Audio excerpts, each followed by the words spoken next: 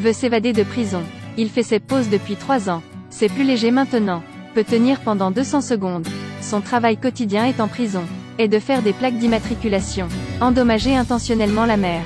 Mentir au directeur, c'est un produit défectueux.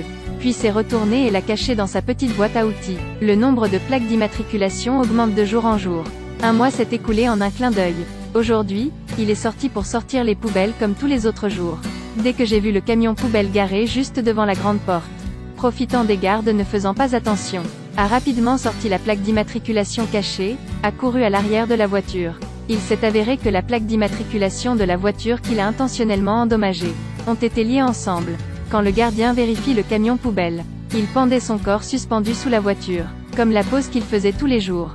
Le directeur a regardé à travers le miroir mais n'a rien vu. Juste comme ça, avec ton intelligence. Il s'est échappé la première fois. Dans cette prison, personne n'ose se moquer de lui. Il n'a jamais eu à utiliser ses mains pour se brosser les dents.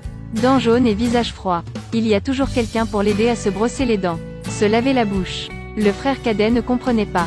Presque étouffé le patron à mort. Si vous faites une erreur, vous devez être puni. Le jeune frère ferma le rideau, passant lui-même la main sous l'oreiller. Préparez-vous à sortir une planche de bois. Soudain, un gardien est venu. Il s'est avéré que l'homme froid voulait voir un médecin et la demande a été approuvée.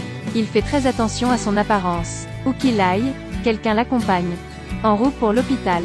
L'homme n'arrêtait pas de le taquiner. Le faux regard dégoûtant du patron. Le patron a l'air de n'en plus pouvoir. S'est immédiatement précipité vers le geôlier et l'a poignardé à plusieurs reprises. À ce moment-là, le conducteur de la police ne sait toujours pas ce qui s'est passé, puis soudainement été touché. La voiture a perdu le contrôle et a plongé directement dans le fossé. Le patron est descendu et a conduit la voiture. Mais la voiture n'a pas pu ouvrir la porte. À ce moment, un homme gentil passa. Le patron a sorti son arme. L'homme avait peur de cligner des yeux. Finalement, le grand frère a pris ses vêtements et sa voiture, et cria joyeusement. Un autre prisonnier. Il a été condamné à mort pour avoir utilisé une chaise électrique pour tuer quelqu'un. Dehors, il y avait beaucoup de gens qui protestaient, et il voulait profiter de cette occasion pour s'échapper. Il est dans la salle du matériel médical.